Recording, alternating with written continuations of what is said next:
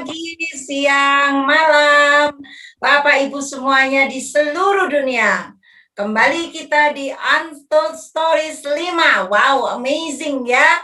Oke, kali ini saya akan menghadirkan bintang tamu yang luar biasa dalam perjalanan di industri ini, yaitu saya nggak berlama-lama ya, saya sapa dulu dong. Sis Lani Oe dari Tangerang, apa kabar? Halo Bu Ati, selamat malam. Kabar baik banget. Cerah sekali ya, mau sharing ini pengalaman yang luar biasa ya. Dan tentunya ditemani dengan amazing people yang luar biasa juga, yang selalu menemani perjalanan Lani di industri ini. Saya sapa juga ya. Selamat malam Pak Onggi Yanata dari Jakarta. Malam Ati, how are you? Kabar baik, semangat, dahsyat ya. Kemudian ada juga Ibu Yuliani Tejo dari Jakarta. Selamat malam Bu Yuliani. Malam Sis Ati, apa kabar? Ya, kabar baik. Juga ada Ibu cantik dari Jakarta, Ibu Filan Kuo. Apa kabar? Halo, selamat malam Ati. Kabar baik. Halo brother sister semuanya. Oke, dan ada lagi yang satu tidak ketinggalan, yang selalu setia menemani Lani. Halo, Bro Wahyu Kurniawan. Selamat malam, apa kabar? Halo Bu Ati, selamat malam. Kabar baik. Gimana Bu Ati kabarnya? Kabarnya dahsyat, sehat ya, dan selalu happy nih ya. Saya udah nggak sabar lagi nih nunggu sharing daripada Lani ya. Tapi sebelumnya masih ada waktu kepada semua pemirsa untuk memberikan link ini kepada siapapun ya, pada kerabat Anda, teman Anda, saudara Anda. Karena isi dari Talk Untold Story ini membawa satu energi yang positif dan semangat dan sangat inspiratif yang tentunya berguna pada saat kondisi yang saat ini ya, itu luar biasa. Dan jangan lupa tekan loncengnya, subscribe. Kenapa? Supaya Bapak Ibu selalu dapat notification untuk Untold Story seri-seri selanjutnya. Amazing sekali. Lani, aku udah gak sabar dengan sharingmu ini. Aku mulai ya. Kamu bisa sharing gak, Lan? Kamu awalnya itu di industri ini tuh kayak apa sih, Lan? Ya, Bu Ati, thank you banget untuk waktunya, untuk kesempatannya. Jadi sebelumnya ini aku mau ngucapin dulu terima kasih yang sedalam-dalamnya untuk para leader-leader aku, mentor-mentor aku, untuk Bapak Onggi Yanata, thank you banget atas kesempatannya. Untuk Bu Yuliani, luar biasa, thank you banget. Untuk Bu Filan dan untuk Bro Wahyu, itu mereka ini adalah orang-orang yang sangat mempengaruhi hidup aku gitu loh, untuk perjalanan hidup aku sampai dengan hari ini. Dan luar biasa, thank you banget atas kesempatannya, atas bimbingannya yang tidak pernah menyerah untuk aku gitu loh. Jadi luar biasa, thank you sebelumnya untuk para leader. Jadi Bu Ati, awalnya itu sebenarnya ada seseorang yang mau mengundang kakakku gitu kan. Nah akhirnya karena kakakku nggak ada, dia ngundang aku. Ini masih tetanggaan lah dulu ya, zaman dulu ya. Jadi singkat cerita, awalnya aku di bisnis ini diundang, terus orang itu dibantu oleh Wahyu gitu ya, pada saat itu Bro Wahyu ya, ketemu ya pada saat itu. Nah pada saat sebelum itu aku juga lagi menjalankan insurance juga gitu loh. Jadi tetanggaku itu ngundang aku bukan karena MLM-nya, jadi dia alasannya adalah untuk dia mau masuk polis ya pada saat itu ya. Jadi singkat cerita, ya samalah seperti teman-teman juga ya, awal-awal menolak bisnis MLM gitu kan. Kayaknya nih bisnisnya ini nipu saya ya kayak gitu. Tapi puji Tuhan ya, pada saat itu Wahyu berhasil meyakinkan saya tentang besarnya bisnis ini, tentang apalagi dijelasin tentang ESBI, dan akhirnya saya join di industri ini gitu loh. Itu awal-awal pertama kali saya kenal bisnis MLM gitu kan. Nah cuman perjalanannya ya kayak gitu, biasalah up and down gitu ya. Saya closing-closingin orang, saya pikir dulu MLM itu kan cuma closing gitu ya, saya nggak ngerti tentang bisnisnya lebih dalam kan gitu kan. Jadi saya nggak pernah datang pertemuan, diajak sama Bro Wahyu juga, saya pikir buat apa ya ke pertemuan, ini pasti cuma motivasi doang nih gitu kan, buat apa, sedangkan saya kan sudah closing gitu kan, setiap hari saya report ke Wahyu ya, Wahyu closing nih gitu setiap hari. Jadi saya pikir saya nggak butuh untuk training gitu loh ya, tapi puji Tuhan pada saat itu juga Bro Wahyu tuh sabar banget ya, maksudnya sabar banget ngajak lagi, terus saya janji lagi, tapi nggak pernah datang pada saat itu ya, kayak gitu ya. Jadi sampai satu ketika Bro Wahyu mengingatkan kembali bahwa bisnis ini bisa membuat saya sebagai batu loncatan untuk berhenti kerja pada saat itu gitu loh. Nah, mulai di situ saya pikir wah iya saya mau coba deh ke pertemuan gitu. Nah, cuman pertemuan pertama itu juga saya kaget kan semangat banget ya, sedangkan saya orang accounting yang tidak biasa dengan yel-yel, dengan semangat gitu kan. Accounting kan catet gitu kan. Biasa Jadi kantoran ya Lan ya. ya, jadi Suasana pertemuan sepi di kantor ya. Jaim, iya, jaim. Ya, ya. iya, betul betul. Nah, suasana itu membuat saya agak kaget juga di awal gitu loh. Tapi ya ini karena Bro Wahyu ya terus ngebimbing saya untuk saya datang ke pertemuan, datang lagi dan sampai akhirnya saya ikut bootcamp dan saya memutuskan mau serius di bisnis ini gitu. Awal-awal kayak gitu Bu Wati. Oke, oke. Saya mau tanya nih sama Wahyu ya. Apa sih yang kamu lihat pada Lani kok sampai kamu tuh telaten sekali ya mengajak Lani ke pertemuan, even dia udah kayaknya udah dalam tanda kutip I know already ya Lan ya, udah nggak perlu deh yang penting closing gitu ya. Apa yang kamu lihat dari seorang Lani, Wahyu? Ya, kalau saya lihat flashback ke belakang ya, pertama kali saya lihat Lani itu, yang saya dalam pandangan saya itu dia seorang pekerja keras, karena dia kan pada saat itu pakai baju asuransi ya, yang saya tahu seorang yang agent asuransi itu pasti pekerja keras, sudah biasa menghadapi penolakan. Dan kedua, dia kan hari pertama tuh nggak langsung mau mendengarkan penjelasan saya, tapi dia alasannya ingin ke panti asuhan. Nah, saya lihat situ artinya orang ini orang baik. Jadi 2 poin itu yang saya lihat, makanya saya akhirnya konsisten. Pertama saya harus ajak dia ke bisnis ini, jadi saya teamwork dengan tim, meyakinkan Lani walaupun butuh proses, tapi prosesnya enggak lama ya, karena dia memang seorang pekerja keras ya, sambil kerja sambil jalankan asuransi. Dan memang untuk di awal-awal butuh proses, tapi prosesnya karena 2 arah, artinya bukan hanya saya aja yang keras meyakinkan dia, tapi dia pun ternyata punya impian juga. Jadi itu yang memudahkan saya untuk masuk ajak beliau ke bisnis ini lebih dalam lagi. Seperti itu, Bu.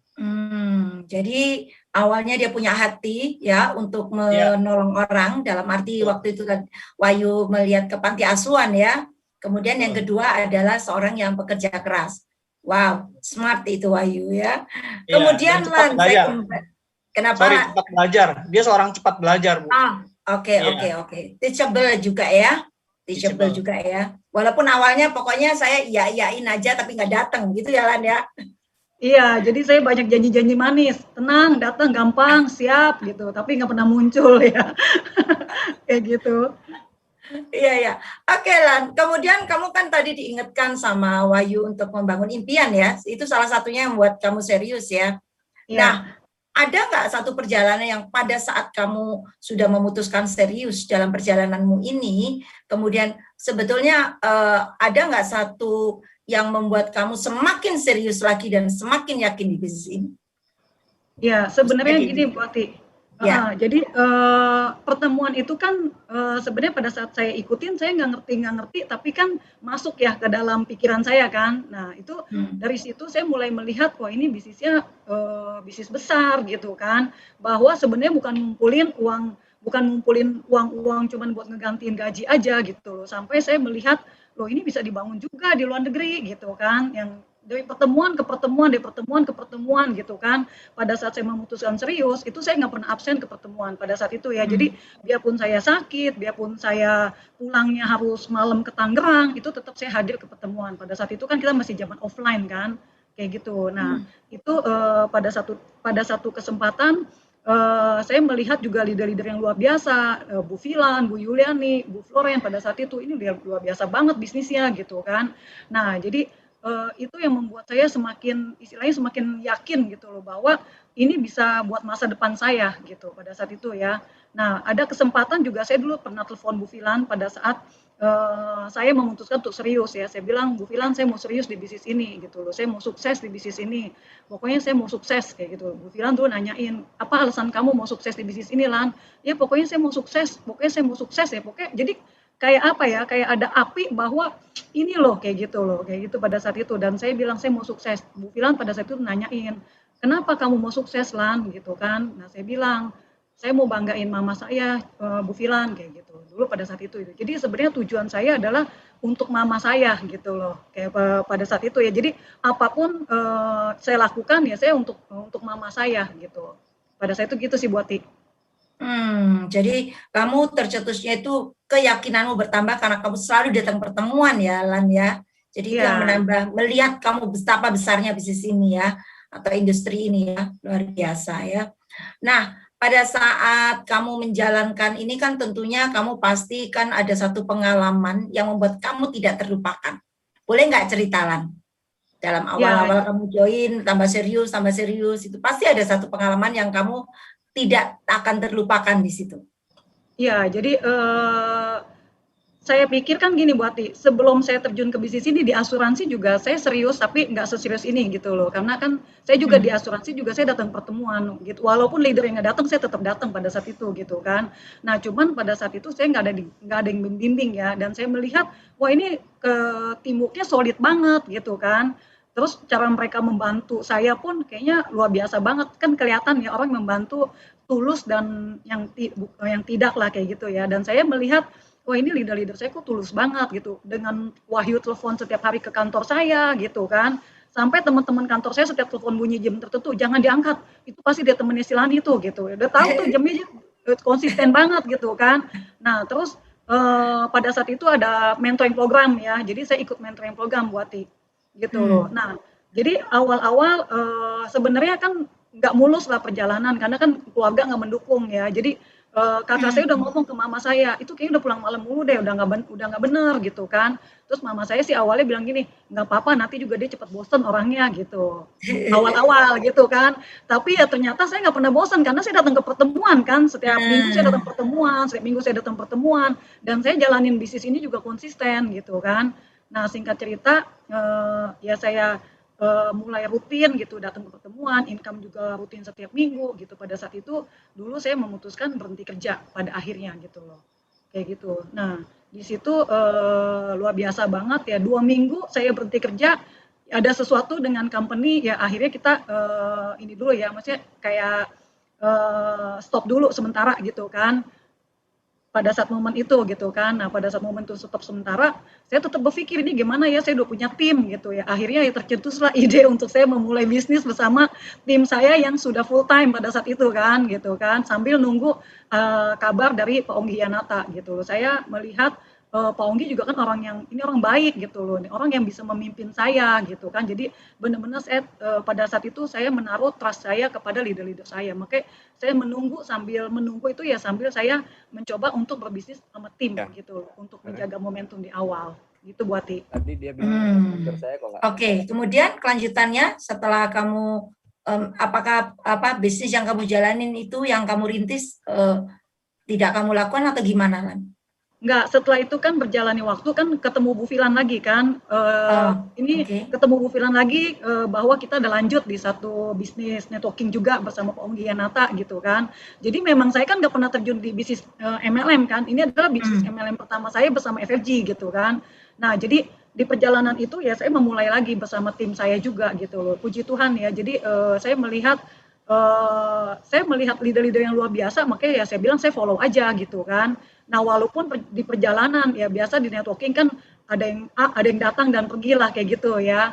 Nah pada saat itu ada mentoring program dan saya ikut mentoring program. Nah di mentoring program inilah saya benar-benar melihat bahwa ini loh ada satu sistem yang bisa membawa saya ke arah lebih baik gitu loh secara ekonomi, secara mindset. Apalagi Pak Onggi pada saat itu bilang bahwa di AM2 tuh ada personal finance management gitu. Nah jadi sekilas balik buat perjalanan itu kan saya ditentang sama keluarga saya ya, terutama saya kan anak bungsu kan, saya anak bungsu, jadi saya ditentang sama 4 kakak-kakak saya gitu loh, terutama kakak yang pertama ya, kakak perempuan saya gitu kan. Wah itu setiap hari tuh yang ada mama saya juga jadi diteleponin mulu, minta saya untuk berhenti gitu kan. Saya juga diomelin terus gitu, apalagi pulang malam. Saya training di Miss Collin berkali-kali gitu kan. Pernah saya perjalanan keluar kota baru nyampe saya suruh pulang lagi gitu. Jadi itu yang saya alamin awal-awal ya, sampai dulu sebelumnya ya, sebelum ditentang ini kan saya masih dalam proses terus di mentoring program kan.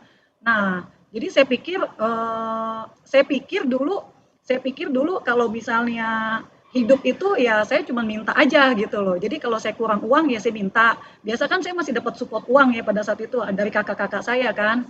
Jadi saya pikir juga ya awal-awal ya berjuang ala kadarnya aja sebenarnya gitu loh. Jadi sebelum mentoring program itu ada satu training yang saya ikutin. Di situ Pak Onggi membahas tentang satu tema yang dikit itu ya kata-katanya, cuman itu cukup menusuk ke saya gitu loh. Jadi Pak Onggi itu ada satu statement tentang pengemis elit. Saya bingung nih, ada pengemis elit apa tuh gitu ya. Jadi kelihatannya keren, tapi tukang minta-minta gitu. Itu kan saya nggak sadar kan. Karena saya dari kecil ya kayak gitu. Saya disupport sama kakak-kakak saya kan gitu loh. Saya pikir ya kalau saya nggak punya duit ya tinggal minta. Saya mau beli handphone tinggal minta. Mau belanja tinggal bayarin gitu kan. Jadi ya saya kerja tapi dapat uang saku juga gitu kan. Nah jadi begitu Pak Onggi bilang ada pengemis elit, saya merasa wah ini jangan-jangan trainingnya kayak buat saya gitu kan. Kayak gitu. Nah, jadi di situ saya di mentoring program itulah saya bilang saya harus berjuang gitu Bu Ati. Kayak gitu. Oke. Nah, ada satu momen lagi dulu saya pernah nanya ke Pak Onggi, Pak Onggi, kalau misalnya impian kita sudah diwujudkan orang lain gimana ya? Kan pada saat itu tentang dreams gitu kan. Nah, saya pikir juga setelah perjalanan waktu saya resign, sebenarnya resign itu bukan impian utama saya karena kan saya single. Saya bisa berhenti kerja kapan aja kan sebenarnya nggak ada tanggung jawab ya. Nah, jadi karena terus Pak Onggi bilang, kamu harus mencari impian Lan, di mana orang lain tidak bisa mewujudkan impian kamu dan kamu akan bangga dengan impian kamu itu pada saat itu terwujud. Dan itu buat saya wah mengena banget. Memang saya nggak punya kebanggaan tentang apa yang saya dapat karena kan semuanya kan saya dikasih ya istilahnya kayak gitu Bu Ati. Gitu loh. Jadi saya benar-benar ngejar. Saya benar-benar waduh MP ini saya akan membuktikan bahwa saya juga pribadi gitu yang diperhitungkan kayak gitu Bu Ati. Gitu loh. Oke, pada saat kamu memulai lagi, kan kamu tadi bilang up and down dan kemudian ada teman-teman juga nggak mengikutin kan. Yang saya tahu nih ya mentoring program, bagaimana kamu mendapatkan tim-tim baru ini Lan? Boleh nggak Lan cerita Lan? Iya, di MP saya itu 90% itu saya benar-benar cari prospek yang saya nggak kenal. Karena kan teman saya udah join sebelumnya kan. Prospecting ya? Iya, new prospek. Jadi pada saat itu saya bertanya sama Bu Filan, Bu Filan kalau daftar nama kita udah habis gimana ya? Terus kan ada CD-nya Pak Onggi juga ya, kalau kita tuh bisa melakukan cool prospek juga gitu kan. Nah terus Bu Filan gini, kamu harus pasang target Lan diri kamu gitu kan. Dalam sehari itu kamu bisa ngumpulin daftar nama minimal 10 yang kamu kumpulin dan dalam satu hari itu berapa kamu bisa prospek orang gitu kan. Nah jadi walaupun saya di sini timnya pada saat itu saya harus membangun tim baru lagi, saya tetap pergi pagi dengan pakai blazer. Jadi saya karena saya punya prinsip adalah kesan pertama itu udah pasti orang menilai kita dari kesan pertamanya kan. Makanya saya kalau prospek orang juga saya rapi gitu loh. Jadi saya pakai blazer, saya keluar gitu ya. Nah, jadi di pertengahan jalan itu kan saya udah nggak tahan nih dengan pertentangan lah dari keluarga saya ya, Bu Ati. Jadi pada saat itu saya bilang, udah stop nggak apa-apa, nggak usah. Karena kan semua saudara saya diteleponin kan, kalau diundang sama saya jangan mau gitu loh. Sama kakak-kakak saya gitu kan diteleponin bahwa sepupu diteleponin semua setiap kali saya undang itu ya Lan yang mau diajak bisnis pulang malam ya saya juga bingung gitu bisa jawabannya kayak gini gitu kan jadi ya cici saya udah teleponin pada saat itu jangan kalau diundang Mas Lani jangan mau gitu kan. Nah akhirnya saya pikir oh udahlah saya nggak bisa ngarepin saudara juga gitu kan. Akhirnya ya saya harus full prospek. Nah pada saat itu saya bilang ke kakak saya udah nggak apa-apa saya nggak disupport lagi nggak apa-apa saya akan berjuang saya bilang kayak gitu kan. Nah, pada saat itu mereka ya kompak, tidak mensupport gitu loh. Nah, pada saat tidak mensupport itu terus terang saya agak jet lag ya. Jadi saya pikir, waduh, ini di bulan berikutnya saya ngerasa gila ya hidup susah juga nih begini karena saya pikir kan selama ini saya dapat subsidi kan gitu kan. Sedangkan sekarang saya harus udah full time dan saya tidak ada support lagi gitu kan. Saya harus bayar pulsa sendiri. Zaman dulu kan pulsa lumayan mahal ya. Jadi kan saya telepon orang gitu. Jadi saya bayar pulsa sendiri, saya bayar tagihan handphone sendiri, saya semua biaya hidup saya sendiri gitu kan. Nah di situ saya benar-benar ngerasain wah dahsyat juga ya gitu. Maksudnya awal-awal bulan saya berpikir gini, saya nggak salah nggak sih ini ngambil keputusan kayak gini gitu kan. Tapi ya kembali lagi, pengemis elit itulah lebih keras berbicara di pikiran saya bahwa saya Yang nggak boleh ya, kayak ya. gitu. Iya benar. Jadi saya harus mandiri dan saya berpikir adalah gini, saya nggak mau jadi parasit dalam di dalam kehidupan kakak-kakak saya Oke. gitu. Jadi Lan, ya prosesnya kamu mendapatkan daftar nama atau cool prospek itu gimana, Lan? oke, jadi awal-awal saya masih ini ya, masih mencoba gitu ya. Jadi saya naik kereta pergi zaman dulu ya kereta Tangerang Mangga 2 saya naikin gitu ya. Saya bingung gimana kenalannya gitu kan. Mereka juga naik kereta langsung tidur gitu kan. Jadi saya pulang pergi ya cuma naik kereta pulang pergi aja. Jadi udah gitu itu nggak dapet gitu kan. Nah terus akhirnya saya berpikir wah ini harus Bu Yuliani kan kalau training juga harus berani sponsor up gitu kan keluar dari zona nyaman. Saya pikir benar juga ya, saya harus sponsor up gitu kan. Nah, jadi mulailah saya mensponsori jadi saya datang ke seminar gitu, ikut seminar ya, saya mencari seminar-seminar misalnya. Jadi seminar itu saya tujuannya bukan untuk ikut seminarnya, jadi saya tujuannya adalah untuk dapat daftar nama kayak gitu. Jadi saya di seminar tertentu saya tanya, kan ada yang platinum, gold, dan silver. Saya tanya kalau platinum itu dapatnya apa gitu kan. Nah kalau makan siang doang buat saya, wah ini pasti dapatnya dikit, nggak usah lah, nggak usah ikut cuma makan siang doang gitu kan. Tapi kalau begitu dapat daftar nama, saya langsung ikut tuh yang paling mahal gitu kan. Jadi begitu datang, saya ambil daftar namanya, ya saya pulang. Kayak gitu, karena kan saya juga ada bantu tim gitu kan. Nah, terus begitu dapat daftar nama, saya buka. Saya juga syok juga, ternyata nomor handphonenya sampai nggak ada, nomor telepon kantor semua. Tapi saya teleponin, one by one saya teleponin, saya make appointment gitu. Ada yang berhasil, ada yang enggak, saya ulangin lagi kayak gitu. Terus saya juga datang ke seminar, saya bawa kartu nama sekepok. Ya tujuan saya tukeran kartu nama, jadi kartu nama saya udah mesti habis nih pulang, udah segepok ini mesti habis gitu kan. Nah, jadi begitu istirahat ya saya masuk aja, saya tukeran kartu nama gitu kan. Setelah penuh kartu nama saya, terus yang duduk di depan itu kan yang platinum tuh yang bisa makan siang sama ini ya sama pembicaranya ya. Kan bukunya ada ditaruh tuh di bangku-bangku. Nama, nomor telepon. Saya pakai kertas, saya catetin dari bangku depan sampai bangku belakang gitu kan. Ke toilet kenalan apa segala macam, setelahnya saya pulang kayak gitu berarti. Jadi dari situ saya banyak dapat prospek-prospek yang closing ya, termasuk salah satu di tim saya yang sekarang ini jadi senior mentor on the way ke grand mentor, ketemunya di toilet juga gitu loh. Gitu. Wah, Jadi itu amazing Jalan. Jadi kamu ikut seminar supaya berani bayar mahal, invest untuk hanya dapetin daftar nama, ya, yang bagi kamu ini adalah harta karun ya. Oke, saya mau bertanya ini ke Filan ya. Apa di pandangan Filan ini tentang Lani begitu luar biasanya ya proses mentoring program 90% semua full prospek. Oke. Kalau cerita tentang Lani sih so amazing. Maksudnya kalau buat saya sendiri gitu ya, karena kan kalau melihat tim itu benar-benar ada yang banyak sekali punya daftar nama tapi nggak berani telepon. Kalau Lani itu terbalik gitu. Lani adalah orang yang mungkin daftar namanya udah habis pun nggak masalah, dia bisa ketemu kartu nama di lantai gitu ya. Misalnya lagi jalan di taman atau di mana dia ketemu kartu nama terus dia pungut. Ketemu ya, nanti dia bisa telepon. Nanti dia bisa prospek. Nah, itu saya saksi gitu loh. Saya melihat sendiri.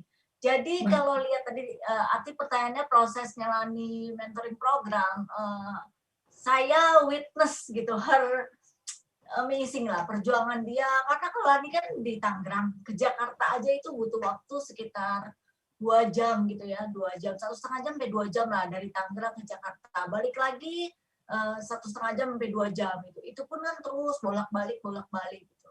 Nah, so from the process, saya lihat banyak orang yang ini cool prospect, Ci. Jadi rata-rata semuanya itu kalau dibilang dia punya direct sponsor, ini aku ketemu waktu di toilet, ini aku ketemu waktu di mana, ini aku ketemu waktu di kereta. Amazing. Jadi ceritanya itu benar-benar kalau mau dibilang bahwa Pak Onggi selama ini ajarin kami semua untuk bahwa semua orang tuh sebetulnya bisa kita ajak gitu, dan yang dibilang full prospect itu betul gitu bahwa it is very true. Jadi tidak ada satu reason pun orang bilang bahwa nggak punya teman atau nggak kenal siapapun, karena udah terbukti gitu Lani bisa dia kerjakan mentoring programnya even until today gitu, siapapun di prospek sama dia gitu diajak seperti itu artinya. Oh, amazing ya. Kemudian Lan, balik lagi nih ke Lani ya. Dalam tadi saya dengar Ibu Yulani dalam saat memberi training itu kan Bu Yulani bilang sponsoring up gitu ya. Artinya kan kamu harus berani gitu ya untuk mensponsori orang yang di atas ya, secara ekonomi, secara status sosial dan macam-macam. Kamu punya sharing nggak Lan, cerita tentang itu Lan? Mempraktekkan apa yang didapat dari Bu Yuliani nih? Iya, Bu Ati. Jadi semua ya, jadi atasan saya, manajer saya prospek gitu kan. Saya minta waktunya Bu Filan. Nah, tapi saya tuh terbantu dengan edifikasi. Benar-benar saya mengedifikasi luar biasa buat leader saya gitu ya. Nah, kedua disuruh jangan samperin kantor. Saya semua praktekin tuh sebenarnya dari sini Pak Onggi gitu loh. Jadi saya tarik mereka keluar. Jadi saya undang adalah manajer saya. Dulu saya di accounting, direktur saya yang sebenarnya pada saat saya bekerja pun saya nggak pernah masuk ke ruangannya dan ngobrol gitu loh. Jadi saya minta nomor teleponnya. Iya, direktur. Iya. Wah, amazing. Kerja smart ya. Terus. Iya, jadi saya undang dan itu ketemu Bu Yuliani. Cuman awalnya saya bilang ke direktur saya, Pak, kalau saya berhasil mengundang Ibu Yuliani, jangan di kantor sini ya Pak ya gitu. Kenapa? Karena ini bisnis di luar kantor kita gitu kan. Nah, nanti saya juga harus ngatur waktunya juga nih karena Bu Yuliani kan sibuk. Jadi nanti saya tanya dulu Bu Yuliani bisanya di mana, baru saya kabarin Bapak. Jadi istilahnya saya harus memegang bahwa leader saya ini pengusaha besar gitu loh. Jadi walaupun direktur, tapi leader saya lebih di atasnya dia gitu kan. Akhirnya ya sebenarnya nggak ada masalah. Mau juga, walaupun sebelum saya prospekin dia, sebelum saya teleponin dia, saya tuh harus loncat-loncat dulu ya, karena kan tetap aja ya saya juga ketar-ketir gitu kan. Nah tapi ternyata mau juga nih, aduh Cacu, dia mau Ci gitu kan ya. Lan, jangan di Grand Indonesia, pindah nggak apa-apa deh, kita di Plaza Semanggi. Oke gitu, pindah lagi tempatnya, narik napas lagi, teleponin lagi, tapi semua oke sih ketemu gitu. Bahkan ketemu ada 2 konglomerat lah yang udah saya ketemuin juga, satu dibantu Bu Filan, satu juga saya juga ketemu juga gitu loh, dan itu juga closing gitu loh.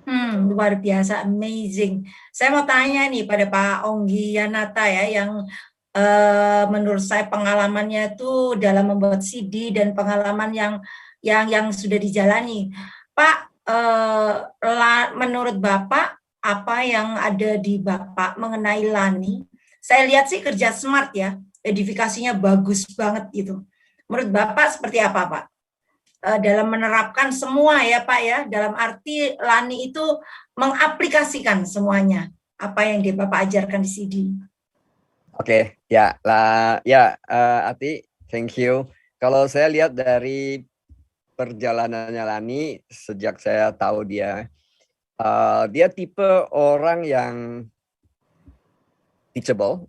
Jadi apa yang diajarkan dalam sistem termasuk oleh upline beliau, mentor beliau, dia itu benar-benar taat dan trust. Jadi kalau dia bilang dia mempraktekkan semua ilmu yang ada dalam intensive training itu yang dalam bentuk CD, itu adalah salah satu wujudnya. Dan kita adalah saksi mata benar dalam proses dia benar-benar follow 100%. Dan ini memang salah satu rahasia berhasil dalam bisnis jaringan adalah trust pada sistemnya dan trust pada upline yang membina. Itu kuncinya. Dan ini ada di dalam diri seorang Lani. Iya. Gak heran Lani sampai sekarang semangat ya Lan ya. Iya, jadi sebenarnya ini buat jadi dalam proses mentoring program kan saya berpikir gini loh, kalau saya sudah memulai, saya harus mengakhiri. Jadi saya nggak boleh berhenti tengah jalan gitu kan. Jadi apapun tantangannya gitu kan. Jadi itu hari terakhir saya MP, itu support yang luar biasa juga saya dapetin dari leader-leader saya gitu Bu Ati. Jadi pada saat saya terakhir MP itu kan masih kurang kualifikasi kan, karena kan saya ngejar benar-benar saya bisa istilahnya full prospek ke food court gitu kan, bawa dulu ya pembalut. Oke saya iniin deh ketemu orang saya prospekin gitu kan di food court gitu kan, ditambah juga hari terakhir itu luar biasa sih, itu sampai dengan hari itu sampai hari ini ya, itu memori yang tidak pernah saya lupakan ya. Jadi saya masih kurang kualifikasi dan saya ngejar, dan saya tuh dari pagi sampai malam didampingi Bu Filan pada saat itu ya. Jadi jam 10 ayo kita doa gitu kan. Saya pikir saya harus selesai gitu kan. Pokoknya saya harus selesai aja. Keputusan saya harus selesai gitu kan. ayo Lan kita doa Lan gitu. Di situ ada Bu Yuliani juga dan Bu Filan, Bu Yuliani dan saya kita doa gitu di pojokan McDonald Senayan Senayan STC ya, di situ doa. Itu saya juga nangis gitu loh. Saya tuh pengen banget jadi mentor pada saat itu kan. Nah, itu jam 11 malam sedangkan saya harus selesai besok kan gitu kan. Nah, udah gitu saya benar-benar dikasih kekuatan doa, setelah doa saya hapus air matanya, saya pakai bedak lagi gitu kan. Angkat lagi, ya itu udah jam 11 malam di McDonald STC ya. Setiap yang datang saya prospekin, yang saya nggak kenal. Sampai jam 12, setengah 12 itu nggak ada yang closing di situ. Nah, jadi saya bilang ke Bu Filan saya mau pindah tempat. Kemana? Ke daerah Sarina, itu kan ada buka 24 jam gitu kan. Saya mau ke sana gitu. Ini udah jam setengah 12 malam kan. Akhirnya saya pindah ke sana. Ternyata di sana juga belum ada closing kan gitu kan. Karena ternyata yang nongkrong ya anak-anak ABG gitu kan, main kartu lah segala macam. Saya sih tetap samperin kan, saya juga berharap mereka juga beli gitu kan atau closing lah pada saat itu. Nah, singkat cerita sampai jam setengah 2 saya belum pulang tuh pada saat itu gitu. Saya masih ngotot lah pokoknya saya sampai ngotot habis kelar lah gitu kan. Nah, itu Bu Film teleponin saya gitu loh, Lan kamu pulang sekarang gitu loh. Saya pada saat itu bilang, ya Ci, saya pulang. Saya sih nggak pulang pada saat itu ya. Pada saat itu saya ngomong ke supir taksi, Bang, di sini diskotik yang masih buka yang mana sih gitu kan. Nah, saya juga bersyukur di sini sama Yeni nemenin saya ya, di malam-malam datang nemenin saya. Jadi kita berdua sebelum ke diskotik ke ini dulu ke lobi hotel gitu. Lobi hotel ya jam 2 itu mah udah gelap lah lobi hotel ya di Sahid gitu kan. Mana saya cengak-cengak udah gelap semuanya. Udah, Pak, udah kita ke diskotik deh, bawa lagi ke Senayan. Sampai pintu depan diskotik ya tahu sendirilah lampunya kedap-kedip, kedebak-kedebuk. Saya nggak kedengaran suara apa-apa. Akhirnya saya juga pulang lagi. Nah, di situ juga Pak Onggi juga sempat telepon supaya saya pulang. Akhirnya saya pulang gitu loh, Bati. Itu benar-benar memori yang luar biasa. Ya, menariknya saya dapat ini ya. Satu, Lani kalau punya mau, itu punya goal, itu ngejar sampai dapat. Istilahnya the best, do the best ya, God do the rest ya. Kemudian yang kedua, kerja smart. Lani selalu berhubungan dengan para upline-upline-nya dan mengedifikasinya itu luar biasa. Sampai prospeknya mau mendengar, makanya nggak heran Lani dapat konglomerat yang join ya Lan ya pada saat itu ya. Nah, itu menurut saya sangat luar biasa. Nah, saya flashback, tadi saya dengar Lani itu bilang bahwa tidak didukung oleh keluarganya, Lan. Betul ya, Lan ya? Iya, betul. Nah, apa yang kamu lakukan sampai akhirnya saat ini tuh mereka semuanya mendukung? Itu pasti ada proses di balik itu, apalagi kamu ketemu selalu saudara yang terdekat itu udah paling menentang, itu sudah paling mengganggu biasanya di hati ya. Apa Lan? Ya sebenarnya itu ya perjalanan saya ya. Jadi kakak saya itu adalah orang yang paling mensupport saya dalam hal kebutuhan saya, istilah kayak gitu kan ya. Karena kan kita saudara perempuan cuma berdua kan, 3 cowok gitu. Nah 3 cowok pun mensupport saya gitu. Jadi karena saya kebetulan anak bontot ya. Nah pada saat saya bilang nggak apa-apa, saya berjuang di sini sendiri. Sampai akhirnya kan supportan itu kan berhenti kan gitu kan. Dia pikir saya akan nyerah gitu pada saat itu ya. Karena kan tadi ya kata-katanya Pak Onggi pengemis elit ya. Iya, dan saya pikir juga kalau saya menyerah seumur hidup mereka akan mengingat saya menjadi orang yang nggak pernah selesai gitu loh tuh kan, orang yang gampang menyerah dan saya nggak mau itu melekat di hidup saya gitu loh. Nah singkat cerita jadi pertentangan demi pertentangan sampai akhirnya saya juga nggak banyak pakai fasilitas dari kakak-kakak saya gitu ya. Jadi saya beli motor, saya naik motor gitu. Walaupun pertama kali saya beli, saya nggak tahu cara nyalain motornya gitu kan. Saya cuma bilang ke sepupu saya, motor apa sih yang paling enak sekarang? Dia sebutin satu merek gitu ya. Ya udah gue beli gitu kan ya. Nggak mau lihat lagi lah, nggak apa-apa lah, gue percaya sama lu gitu kan. Sampai ke rumah saya bingung nyalain motornya gimana gitu kan. Dan itu ternyata motor itu 6 bulan saya nggak pernah naikin. Saya tetap aja ngeteng kemana-mana gitu karena saya kan nggak bisa. Lagi setiap kali mau belajar pasti jangan gitu kan. Jadi saya juga takut sebenarnya gitu. Sampai satu titik ya ini bilang kalau lu nggak pernah coba, lu nggak bakal bisa lah. Coba dulu aja gitu. Akhirnya saya coba mulai naik motor gitu pada saat itu kan. Jadi saya nggak pernah pakai fasilitas lagi. Saya naik motor. Nah pada saat itu ini ada cerita lucu. Jadi saya pada saat itu dibantu Wahyu prospek juga kan.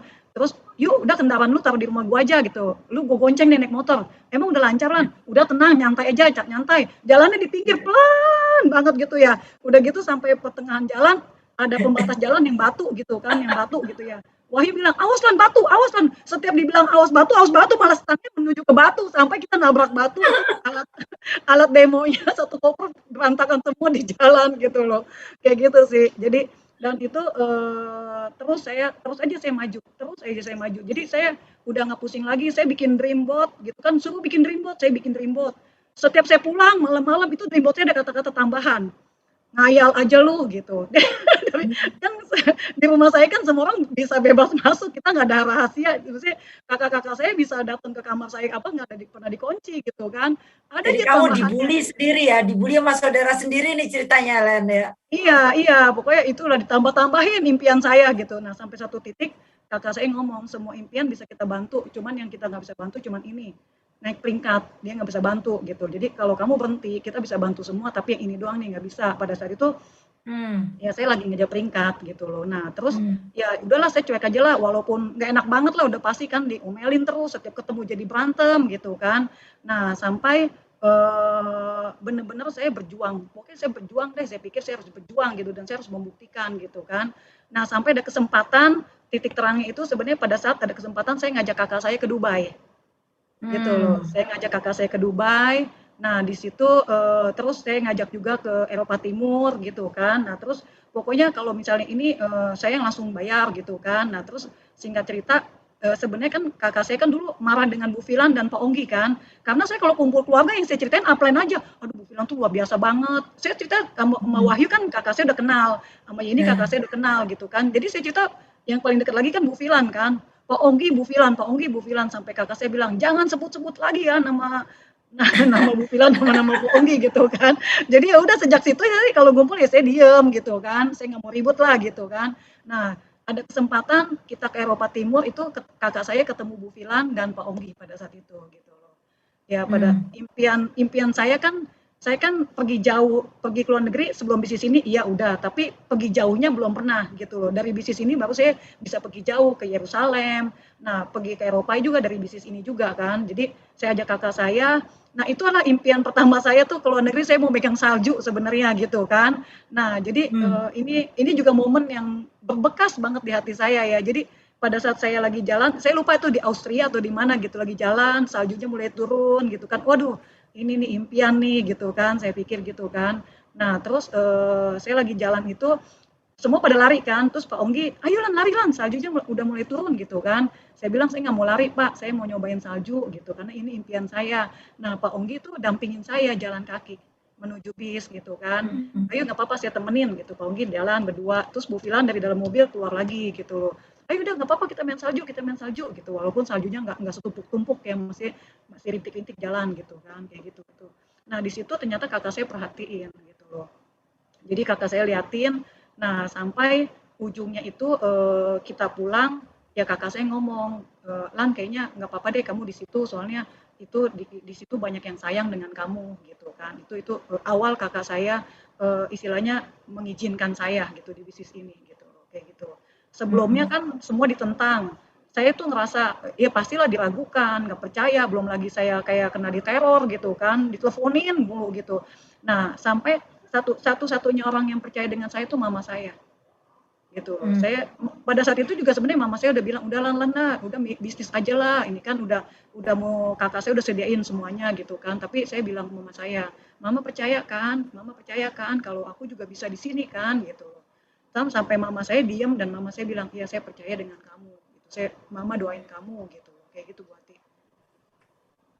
Iya ya, oke, amazing ceritanya ya. Jadi kakak kamu lega, kamu berada dalam komunitas yang positif ya. Di FFG ada Bu Filan, ada Pak Onggi gitu ya, yang begitu care terhadap kamu. Setahu saya ya Lan ya, yang di bisnis biasa kita dalam membangun bisnis itu up and down gitu ya. Pernah nggak Lani mengalami satu titik terendah Lan dalam satu periode pada saat kamu menjalankan satu bisnis ini kan?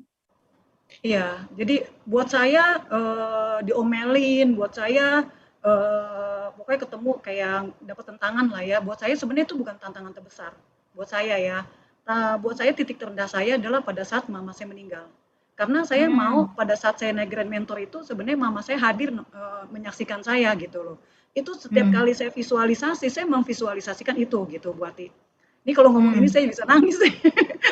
Jadi mama saya kan sempat sakit gitu ya. Jadi 2 bulan full saya nemenin mama saya di rumah sakit pada saat itu. Karena kan kakak saya bisnisnya nggak bisa ditinggal. Terus kakak saya yang 2 juga berbisnis, yang 1 kan udah meninggal ya. Jadi 3 kakak saya berbisnis nggak bisa ditinggal gitu loh. Jadi benar-benar saya mendampingi mama saya. Kalau saya nggak di bisnis ini, saya nggak mungkin bisa mendampingi 24 jam selama 2 bulan di rumah sakit dampingin mama saya. Jadi saya tahu kayaknya turun terus kan kondisinya kan. Saya mau di hari terakhirnya mama saya ada di samping dia gitu loh. Sorry ya, jadi itu impian saya. Jadi saya mendampingin mama saya gitu kan. Nah terus pada saat pulang dari rumah sakit itu sekitar 4 bulanan ya. Walaupun kita ada suster, ada pembantu, tapi saya mau tetap megang mama saya gitu loh. Istilahnya saya yang dampingin mandi, tidur, apa segala macam gitu kan. Benar-benar bisnis ini membantu saya benar-benar ada 24 jam bersama mama saya nguatin dia karena saya tahu mama saya juga stres pada saat itu, dia nggak bisa ngomong kan gitu kan.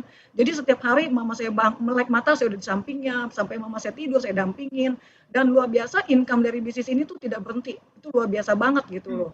Nah terus itu luar biasa banget. Nah itu kan artinya kan impian saya kan sebenarnya buat mama saya kan gitu kan, walaupun mama saya nggak minta materi lah dari saya gitu kan. Nah terus pas mama saya meninggal, saya tuh kayak impian saya tuh kayak nggak ada, impian saya tuh kayak hilang gitu loh. Jadi saya bingung ngapain juga ya saya berjuang di bisnis ini gitu kan, sampai saya pergi pagi pulang malam gitu kan, sampai saya keluar kota, terus saya jadi berantem sama keluarga. Jadi benar-benar negatif itu benar-benar banyak banget, dan saya kayak kehilangan arah gitu pada saat itu. Benar-benar saya kehilangan arah.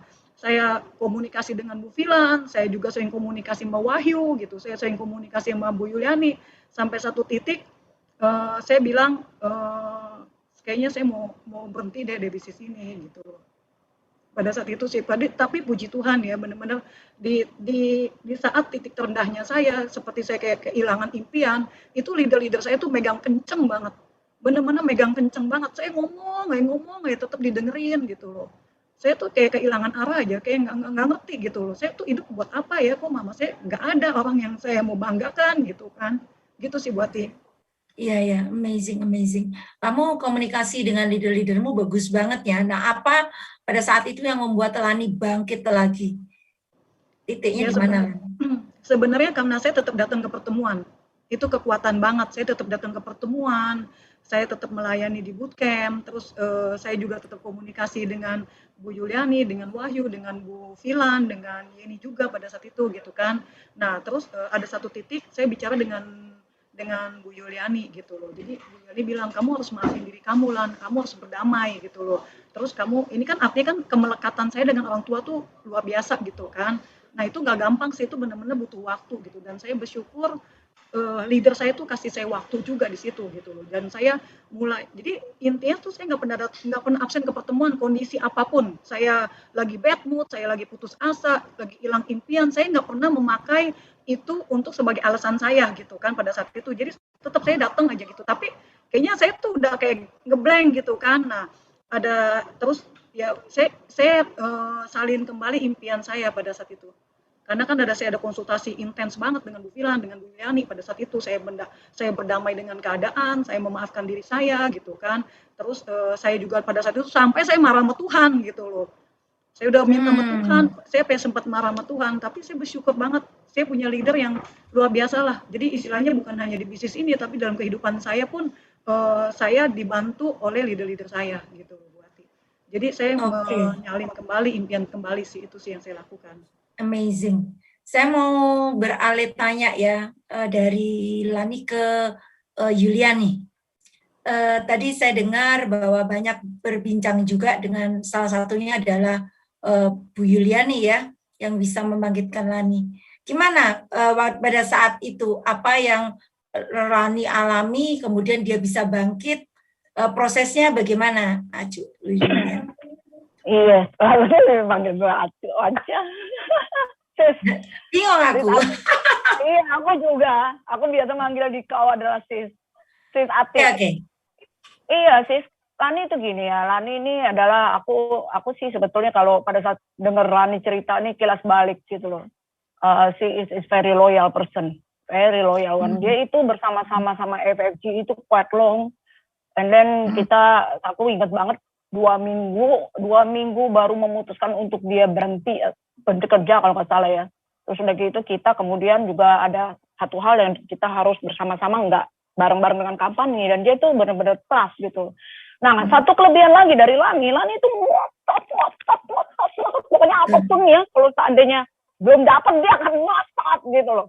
Termasuk waktu mamanya sakit. Jadi waktu mamanya sakit juga dia ngotot untuk supaya Tuhan mengabulkan bahwa mamanya itu sembuh. Itu ada. Jadi waktu pas aku udah ada satu momen pas dia udah meninggal gitu ya. Karena aku lihat kan gitu kan kita komunikasi kan. We are a family. FFG is a family, sis. Jadi itu arti itu our sister kan. Jadi pada saat ngobrol, aku bilang, Dan, you see, you angry with God gitu. Kamu tuh marah sama Tuhan. Kamu marah sama Tuhan, dia udah hilang, sis. Dia tuh seperti kayak udah what for gitu. Aku sekarang Gak ada pegangan ya. Iya, dia afirmasi kan dia belajar itu semua kan. Dia itu adalah untuk tujuan itu menyenangkan gitu. Very big attachment sebetulnya.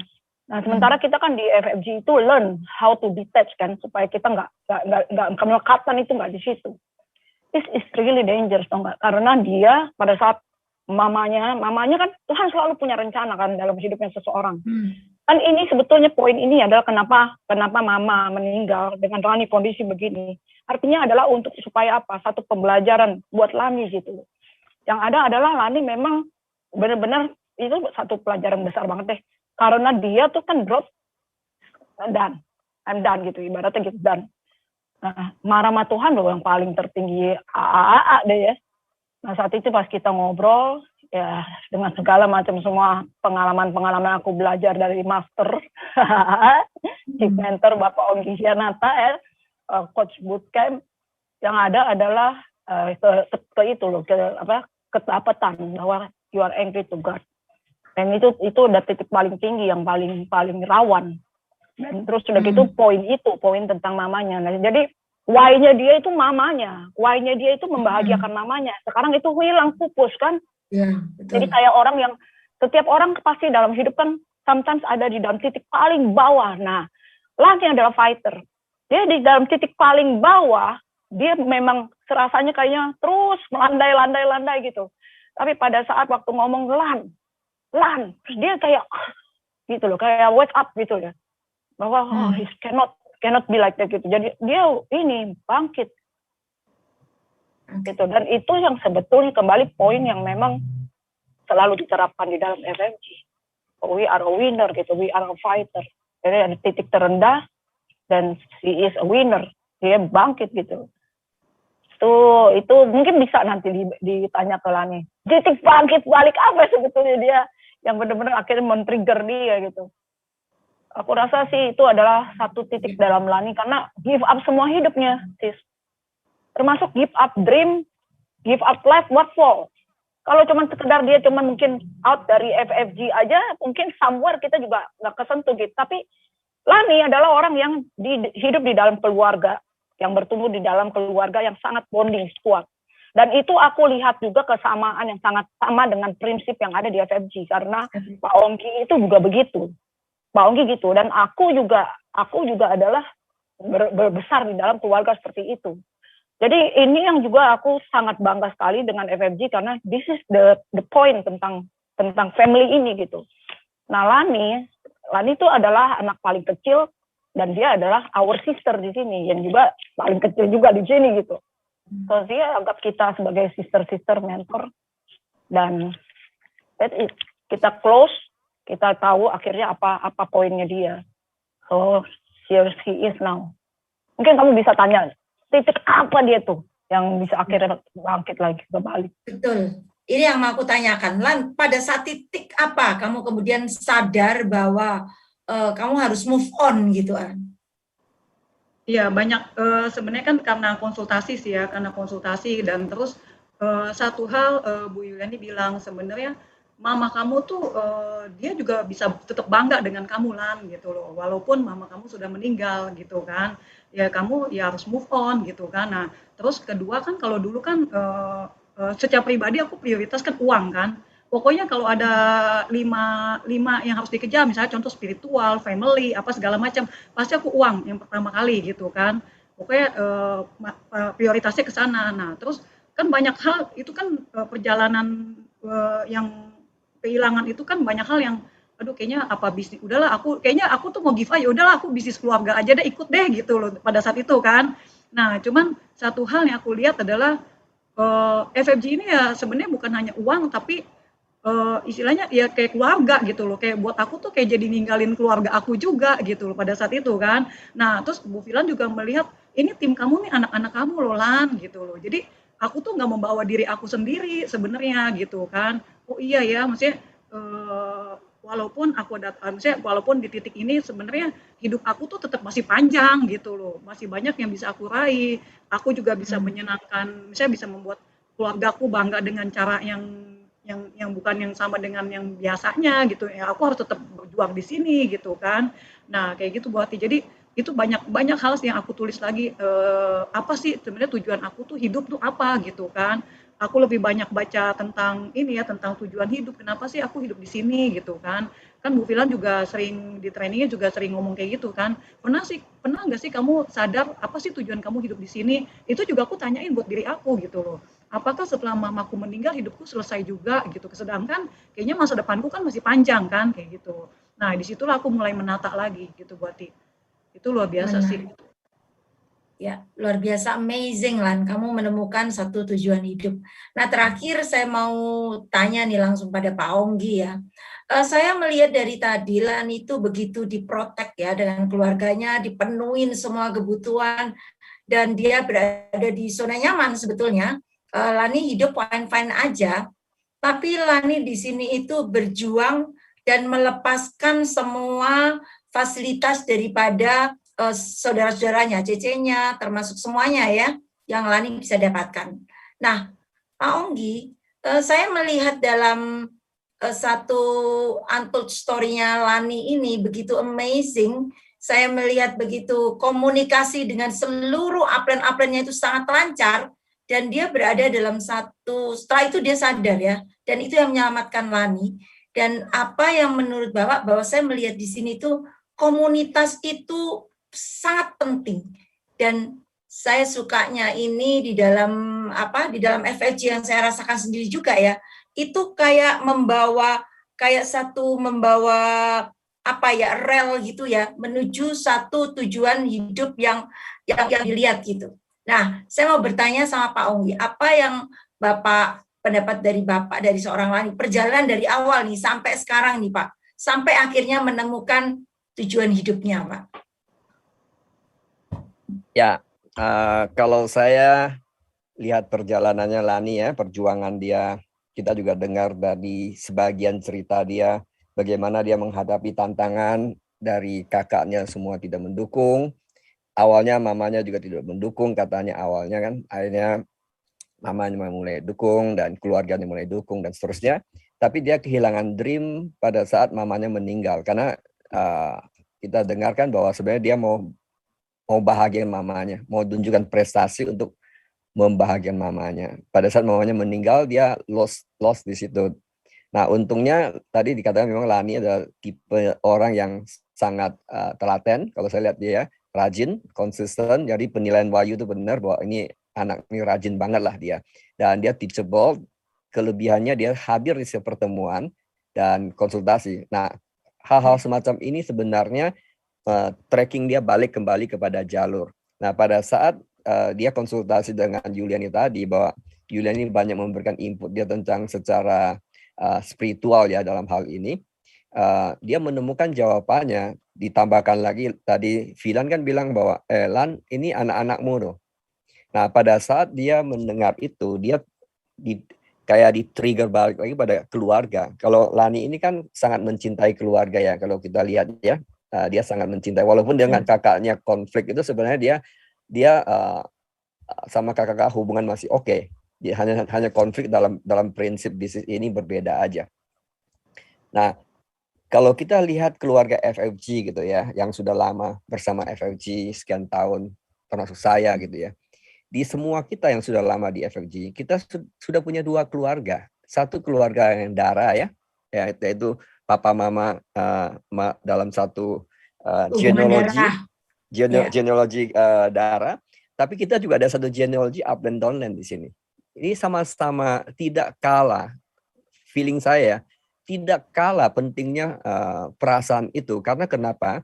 Karena kita kan bertahun-tahun dalam proses bareng-bareng, mau susah-susah bareng-bareng, nangis-nangis bareng-bareng, ketawa bareng-bareng, jalan ke luar negeri juga kita fun bareng-bareng.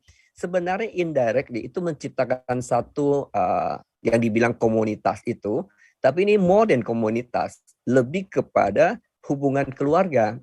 Nah, tentu Lani juga tidak mau kehilangan anak-anaknya yang dibilang tadi bahwa kalau dia tinggal anak-anaknya gimana. Jadi responsibility-nya juga ada dan bukan kemelekatan lah, lebih kepada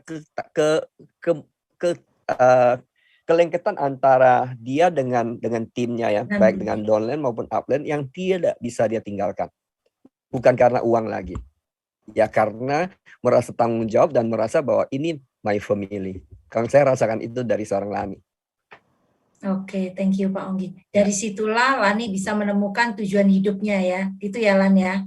Nah, tanpa terasa kita di ujung, aku pengen tahu foto-fotonya Lan. Ada nggak Lan, kamu yang punya foto pada saat cecemu akhirnya menyetujuin, terus kamu happy bisa mengajak cecemu keluar negeri. Itu sangat amazing dan pasti Lani tidak melupakan itu event-event itu. Ya, jadi ini adalah foto pertama kali, puji Tuhan ya, sebenarnya awal-awal ngajak dia juga aku, aduh gue kayak nyesel nih ngajak ini nih gitu kan. Jadi, tapi ternyata di situ malah dia melihat Bu Filan, Pak Onggi ya, mungkin ada videonya ya, video pertama kali aku ini ya, ini kebetulan di videoin momen pertama kali aku di salju boleh itu. Dong. Gitu. Lani akhirnya lah, ada salju. Break out. Pernah dong sering kan? Masa? Hah? Belum. Serius? Belum. Rasanya. Baru lihat di FaceTime aja. Ini beneran. Ini beneran loh. Tuh kan ada esnya loh, ada esnya. Saya ikut orang aja deh sama Bapak. Iya, ikan aja segar sama salju. Iya loh, beneran ya. Salju.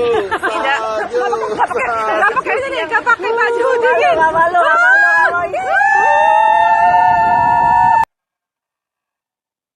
Nah itu, jadi itu pertama kali. Nah ini lagi di Hallstatt ya, ini good banget. Ini yang ke Eropa Timur bersama kakakku gitu kan. Nah terus di perjalanan waktu kan ya dia melihat lah aku ada pencapaian gitu kan. Nah terus banyak traveling juga gitu. Mungkin ada foto-foto. Nah ini juga foto ini sampai kakakku juga dia ikut-ikutan. Next bulan berikutnya dia ikut pergi ke sini juga. Ini Marrakesh. Kenapa?